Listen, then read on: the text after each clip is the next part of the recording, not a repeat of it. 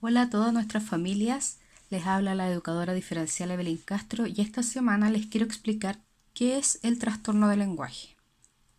Bueno, primero tenemos que tener claro que el lenguaje es una función cerebral superior que permite relacionarnos de manera eficiente con el entorno. ¿Cómo? A través del almacenamiento, procesamiento y codificación de la información. Es decir, es un mediador entre el conocimiento del ser humano y del mundo que los rodea. Nos permite conectar nuestro mundo interior, es decir, nuestros pensamientos, con el entorno, otras personas, poder expresarnos y comunicarnos. ¿Qué es un TEL? Es un trastorno del lenguaje y quiere decir que hay una anomalía en la adquisición, comprensión o expresión del lenguaje hablado o escrito. Y esto puede implicar a todos o uno de los componentes. Los componentes del lenguaje son 4 o 5 porque a veces los podemos fusionar: fonológico, morfológico, semántico, sintáctico o pragmático, y esto se los voy a explicar con más detalle a continuación. Las personas con un trastorno de lenguaje tienen frecuentemente problemas de procesamiento del lenguaje o de abstracción de la información significativa. Esto quiere decir que tienen problemas para organizar sus pensamientos y la información en su memoria, ya sea a corto o largo plazo. El pronóstico para un estudiante con un trastorno de lenguaje es bueno. Tienen una buena recuperación cuando existe una intervención temprana. El pronóstico podría ser negativo si las dificultades del lenguaje no se resuelven en los primeros años de la escolaridad. ¿Por qué? Porque estos problemas de lenguaje pueden generar nuevas dificultades, como dificultades de aprendizaje, sobre todo en la adquisición de la lectoescritura. Además de persistir esto, lo que les señalaba anteriormente: lectoescritura, conducta, ajuste social, ya que tienen dificultades para poder comunicarse con los adultos y los niños de su entorno. ¿Qué quiere decir que esto sea un trastorno específico del lenguaje, que solo afecta al lenguaje? El estudiante presenta normalidad en todas las demás áreas de su desarrollo: motriz, cognitiva, etc. Y el desempeño de tareas verbales se encuentra bien o alterado, no siempre se encuentra muy bien. Se presentan ciertas dificultades en tareas cognitivas específicas. ¿Cuáles? Las que están relacionadas al lenguaje y al pensamiento. El procesamiento perceptivo, que tiene relación con el procesamiento auditivo central. La memoria de trabajo, que la analizamos la semana anterior como función ejecutiva. Y los tiempos de reacción, es decir, el procesamiento de la información. Un estudiante con algún trastorno de lenguaje tiene un procesamiento de la información más lenta, por lo cual en algunas ocasiones les dificulta la comprensión. Ahora les explico con detalle cada uno. El procesamiento auditivo central se evidencia en la dificultad para identificar estímulos auditivos complejos, como por ejemplo el reconocimiento de ciertos fonemas que son similares. Memoria de trabajo: presentan capacidad limitada para almacenar y procesar la información. Dificultades para la comprensión del contenido más que de la funcionalidad del lenguaje, y para la repetición de pseudopalabras. Recuerden, como vimos la semana anterior, que la memoria de trabajo es la que estamos utilizando mientras hacemos alguna actividad. Y los tiempos de reacción, es decir, el procesamiento de la información, sus tiempos de reacción son más largos que los de sus compañeros, sobre todo cuando se les pide evocar palabras o denominar. Denominar quiere decir nombrar palabras. Por ejemplo, si yo voy pasando imágenes y me tiene que ir diciendo qué es lo que le estoy mostrando, va a tener dificultades y se va a demorar más en evocar desde su memoria las palabras para poder decirme cuál corresponde. Y en otras tareas que son no lingüísticas. Discrepancia. Esto quiere decir las diferencias que podemos encontrar. Las ejecuciones relativas a tareas lingüísticas son significativamente más bajas que en otras tareas cognitivas. Esto quiere decir que un niño puede ser muy inteligente, sin embargo, presenta dificultades en el área del lenguaje porque no tiene ninguna relación una con la otra. Tener en consideración que hay aproximadamente 12 meses o un año de diferencia entre la edad cronológica o mental del estudiante y su edad lingüística. Es por eso que a veces vemos niños que son más grandes, qué sé yo, unos 7 años, que todavía tienen un lenguaje como de un niño de 4. Aproximadamente 6 meses de diferencia entre la edad cronológica o mental y la edad lingüística receptiva. Con lingüístico receptivo nos referimos a que comprenda lo que se le está diciendo. Y 12 meses de diferencia entre edad cronológica o mental y edad lingüística receptiva y expresiva, es decir, lo que comprende y lo que puede nombrar, señalar o expresar. Aquí hay que hacer una diferencia. Dentro de lo que es lenguaje nos encontramos con distintos trastornos, como son las dislalias, trastornos fonológicos, trastorno específico del lenguaje expresivo, trastorno específico del lenguaje mixto y disfasia. Como les puedo mostrar, la dislalia no es un trastorno del lenguaje, sino que es un trastorno del habla. Y la disfasia tampoco es un trastorno del lenguaje, es un trastorno grave de la comunicación. Nos quedan los 3 centrales, que son fonológico, el expresivo y el mixto, los cuales se pueden considerar trastornos del lenguaje. El trastorno fonológico es un TEL, pero es leve.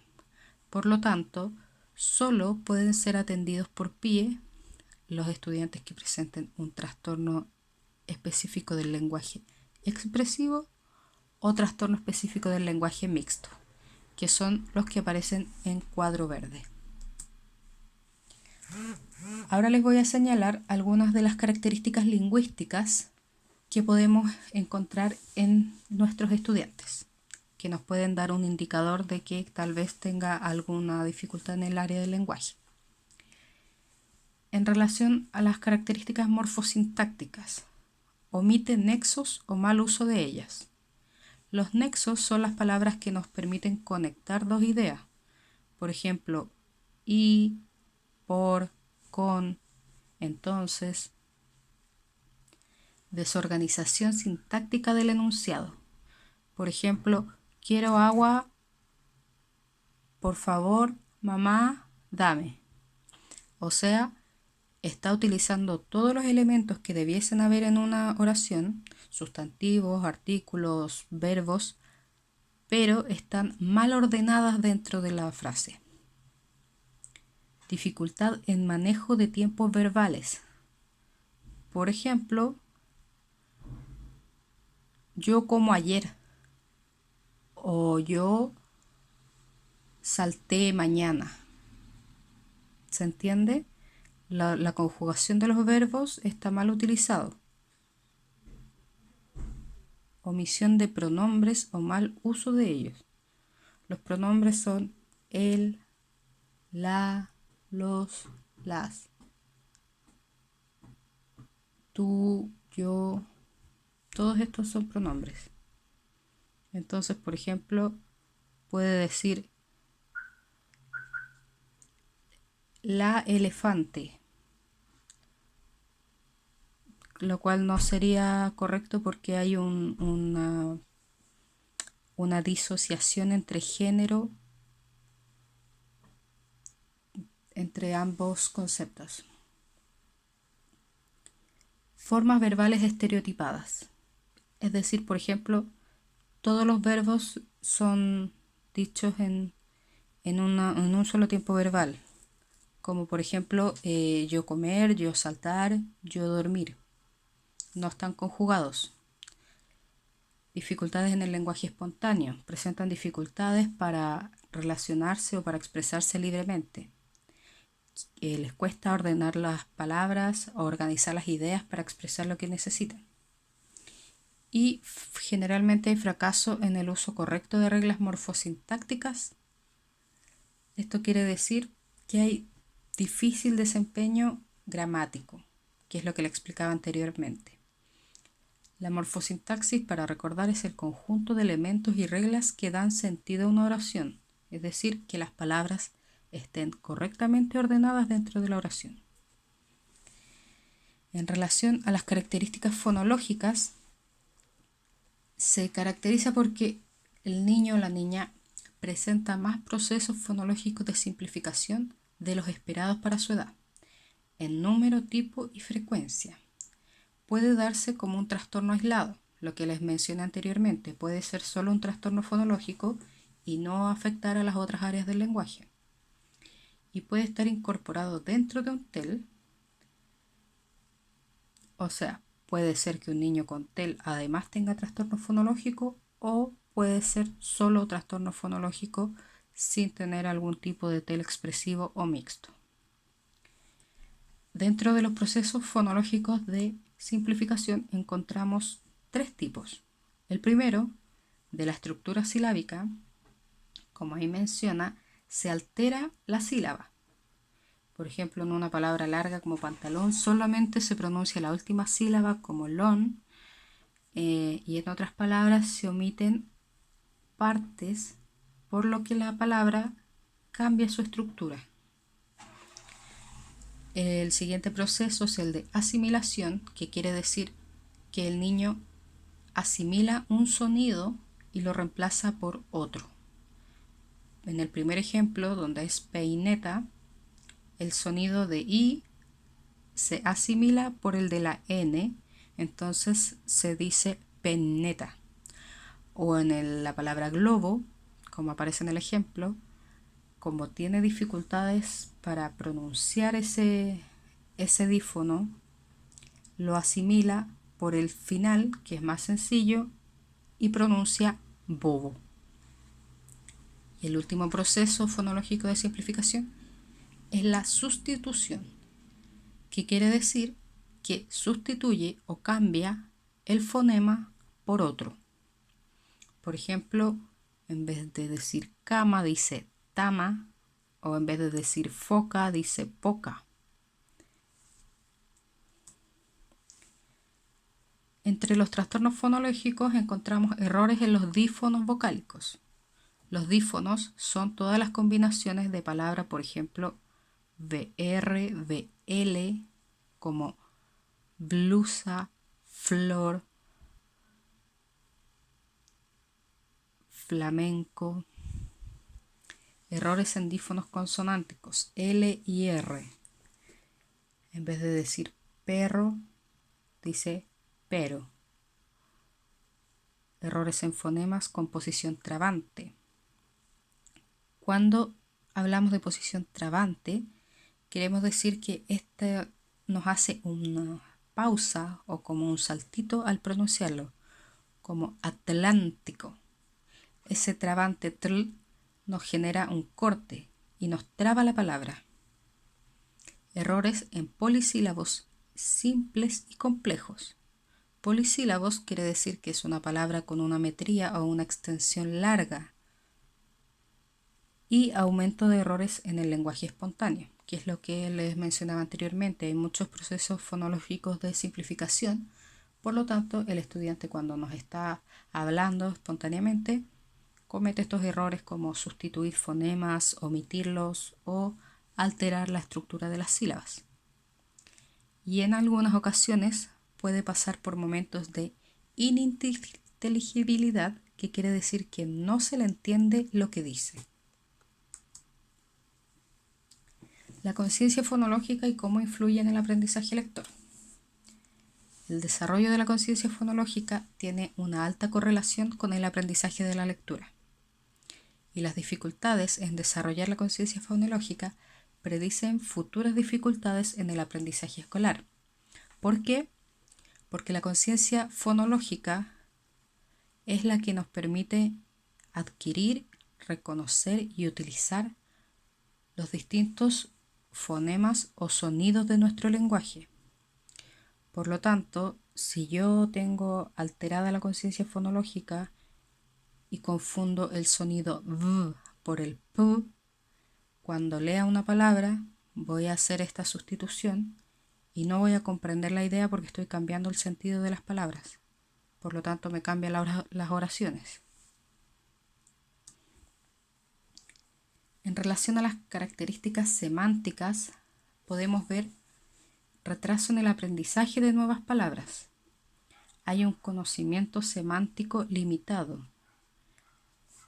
La fluidez léxica es lenta y poco eficaz. Con la semántica queremos decir es nuestro diccionario o nuestro vocabulario interno. Es lo que nos permite dar significado a las palabras y asociarlas también a los objetos. Por ejemplo, aquí les doy un ejemplo. Cuando tenemos un campo semántico amplio, si yo digo planta, una persona puede imaginarse una planta de energía eléctrica, por ejemplo, y otra puede imaginarse una planta de vegetación. Pero cuando incluimos esa palabra dentro de una frase, una oración, automáticamente nuestro léxico logra identificar a qué tipo de planta nos referimos. Por ejemplo, si yo ahora dije, en el bosque hay muchas plantas, mi organización semántica identifica inmediatamente que me refiero a vegetación. Léxico disminuido. Se evidencia almacenes de palabras más pequeños que los niños de su edad, es decir, hay una menor cantidad de palabras aprendidas. Dificultades en la recuperación. Les cuesta mucho volver a recuperar nombres en la memoria de trabajo. Nombres nos referimos a palabras. Y cometen más errores en tareas de nominación. Ya les expliqué también que la nominación es nombrar palabras, ya sea en imágenes o en conceptos. Por ejemplo, si yo digo nombra frutas, presentan dificultades para lograr evocar esos elementos y nombrarme distintas frutas como manzana, plátano, naranja, melón, etc. Requieren más tiempo para recuperar los nombres de elementos. Esto es lo que está directamente relacionada con la dificultad en la memoria de trabajo. Y también reconocen pocas características de los objetos y las acciones. Si le muestro una lámina y le pido que me describa cierto elemento, probablemente si es una manzana me va a decir es redonda. Y no logra evocar más características como que es redonda, es roja, es dulce, huele bien, tiene manchitas o tiene un tallo u otras características que se le puedan atribuir a cierto elemento. En relación a la pragmática, se inician menos conversaciones frente a adultos o niños de igual o mayor edad. Es decir, la pragmática es cómo nosotros usamos el lenguaje. Y esto quiere decir que cuando los niños presentan dificultades en esta área, les cuesta más iniciar conversaciones. Sin embargo, cuando se encuentran con otros estudiantes con TEL, se sienten más a gusto y más libres para hablar. Presentan dificultades para desenvolverse en grupos grandes. Les da vergüenza hablar frente al curso o participar en actividades grupales. Presentan dificultades para resolver conflictos. Los turnos de conversación son más breves o no se respetan. Hay menos participación en el desarrollo de las actividades y menos peticiones de reparación al escuchar información incorrecta. Es decir, si no entendieron lo que les preguntamos o lo que les pedimos, no piden una aclaración, no pregunta qué dijiste, simplemente prefiere omitirlo y no pregunta nuevamente. Aquí podemos ver cómo el uso de la pragmática puede cambiar en la misma frase. Tenemos un nos vemos a la salida como una invitación y un nos vemos a la salida como una amenaza. El cómo usamos el lenguaje también le da un sentido a nuestro entorno. Algunas sugerencias para trabajar con los estudiantes con TEL. Evitar factores que interfieran con la correcta percepción auditiva, es decir, la distancia entre el emisor y el receptor, el ruido ambiental. Tratar de nombrarle las cosas o, por ejemplo, si estamos trabajando, haciendo tareas, que sea cercano al estudiante, no de un extremo de la sala al otro. Emplear códigos de comunicación, como por ejemplo, mirar a la cara y respetar turnos del habla, que no hablen todos al mismo tiempo. Evitar explicaciones largas.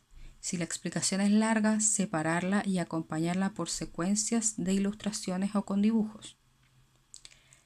Chequear para confirmar la comprensión de la instrucción. Es decir, si yo le digo, tienes que encerrar en un círculo todas las letras U, confirmo.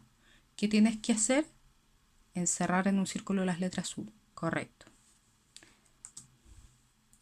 Si posee lenguaje lectoescrito, formular la instrucción secuenciada y con apoyo visual, que es lo mismo que les señalé anteriormente.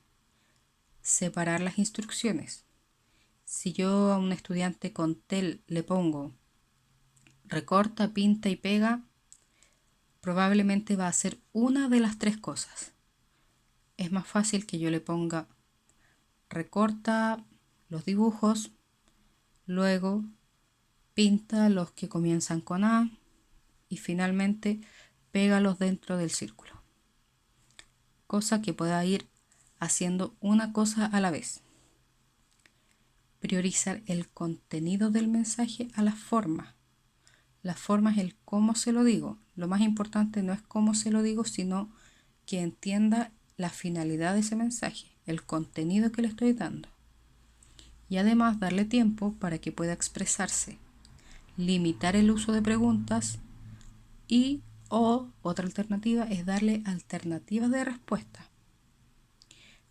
Por ejemplo, si le hacemos una pregunta, no lo presionemos diciendo, ya, pero dime, pero respóndeme, pero apúrate. No, hay que darle su tiempo. Y darle alternativas. Por ejemplo,